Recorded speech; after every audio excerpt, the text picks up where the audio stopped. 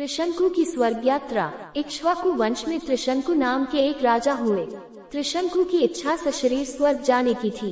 अपनी वार्ता जारी रखते हुए मिथिला के राजपुरोहित शतानंद जी ने कहा, इस बीच इक्ष्वाकु वंश में त्रिशंकु नाम के एक राजा हुए। त्रिशंकु की इच्छा सशरीर स्वर्ग जाने की थी, अतः इसके लिए उन्होंने वशिष्ठ जी से यज्ञ करने के लिए कहा। वशिष्ठ जी ने बताया कि मुझ में इतनी सामर्थ्य नहीं है कि मैं किसी व्यक्ति को शरीर सहित स्वर्ग भेज सकूं। वशिष्ठ जी के असमर्थता प्रकट करने पर त्रिशंकु ने यही प्रार्थना वशिष्ठ जी के पुत्रों से भी की, जो दक्षिण प्रांत में घोर तपस्या कर रहे थे। इस पर वशिष्ठ जी के पुत्रों ने कहा कि अरे मूर्ख, जिस काम को हमारे पिता नहीं कर सके तू उसे हमसे कराना चाहता है। ऐसा प्रतीत होता है कि तू हमारे पिता का अपमान करने के लिए यहाँ आया है। उनके इस प्रकार कहने से त्रिशंकु ने क्रोधित होकर वशिष्ठ जी के पुत्रों को अपशब्द कहे। वशिष्ठ जी के पुत्रों ने रुष्ट होकर त्रिशंकु को चांडाल हो जाने का शाप दे दिया। शाप के कारण त्रिशंकु का सुंदर शरीर काला पड़ गया। सिर के बाल चांडालों जैसे छोटे छोटे हो गए।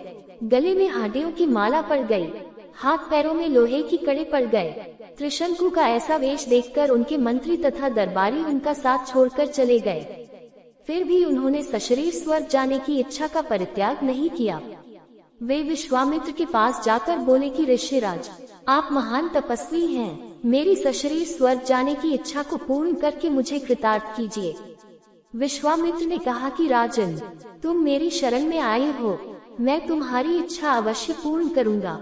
इतना कहकर विश्वामित्र ने अपने उन चारों पुत्रों को बुलाया जो दक्षिण प्रांत में अपनी पत्नी के साथ तपस्या करते हुए उन्हें प्राप्त हुए थे, और उनसे यज्ञ की सामग्री एकत्रित करने के लिए कहा। उन्होंने अपने शिष्यों के द्वारा वशिष्ठ के पुत्रों सहित वन में रहने वाले सब ऋषि मुनियों को यज्ञ में सम्मिलित होने के लिए निमंत्रण भी भिजवा दिया। शिष्यों ने लौटकर बताया कि सब ऋषि मुनियों ने निमंत्रण स्वीकार कर लिया है, किंतु वशिष्ठ जी के पुत्रों ने ये कहकर निमंत्रण अस्वीकार कर दिया कि जिस यज्ञ में यजमान चांडाल और पुरोहित क्षत्रिय हो, उस यज्ञ का भाग हम स्वीकार नहीं कर सकते। ये सुनकर विश्वामित्र जी ने क्रोध होकर कहा कि उन्होंने अकारण ही मेरा अपमान किया है। मैं उन्हें शाप देता हूँ कि उन सब का नाश हो। आज ही वे सब कालपाश में बंधकर यमलोक को जाएं और 700 वर्षों तक चांडाल योनि में विचरण करें। उन्हें खाने के लिए केवल कुत्ते का मांस मिले और सदैव कुरूप बने रहें। इस प्रकार शाप देकर वे यज्ञ की तैयारी में लग गए। शतानंद जी ने आगे कहा, हे राघव, विश्वामित्र के शाप से वशिष्ठ जी के पुत्र यमलोक से धार गए। वशिष्ठ जी के पुत्रों के परिणाम से भयभीत सभी ऋषि मुनियों ने यज्ञ में विश्वामित्र का साथ दिया। यज्ञ की समाप्ति पर विश्वामित्र ने सब देवताओं को नाम ले लेकर अपने यज्ञ भाग ग्रहण करने के लिए आह्वान किया, किंतु कोई भी देवता अपना भाग लेने नहीं आया। इस पर क्रोध होकर विश्वामित्र ने अर्घ्य हाथ में लेकर कहा कि हे त्रिशंकु, मैं तुझे अपनी तपस्या के बल से स्वर्ग भेजता हूँ। इतना कहकर विश्वामित्र ने मंत्र पढ़ते हुए आकाश में जल छिड़का और राजा त्रिशंकु शरीर सहित आकाश में चढ़ते हुए स्वर्ग जा पहुँचे। त्रिशंकु को स्वर्ग में आया देख इंद्र ने क्रोध से कहा कि रे मूर्ख, तुझे तेरे गुरु ने शाप दिया है, इसलिए तू स्वर्ग में रहने योग्य नहीं है। इंद्र के ऐसा कहते ही त्रिशंकु सिर के बल पृथ्वी पर गिरने लगे और विश्वामित्र से अपनी रक्षा की प्रार्थना करने लगे। विश्वामित्र ने उन्हें वहीं ठहरने का आदेश दिया और वे अधर में ही सिर के बल लटक गए।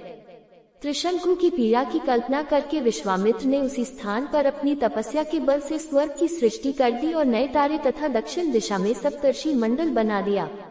इसके बाद उन्होंने नए इंद्र की सृष्टि करने का विचार किया, जिससे इंद्र सहित सभी देवता भयभीत होकर विश्वामित्र से अनुनय विनय करने लगे।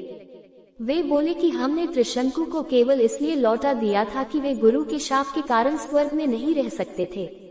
इंद्र की बात सुनकर विश्वामित्र जी बोले कि मैंने इसे स्वर्ग भेजने का वचन दिया है, इसलिए मेरे द्वारा बनाया गया ये स्वर्ग मंडल हमेशा रहेगा और त्रिशंकु सदा इस नक्षत्र मंडल में अमर होकर राज्य करेगा।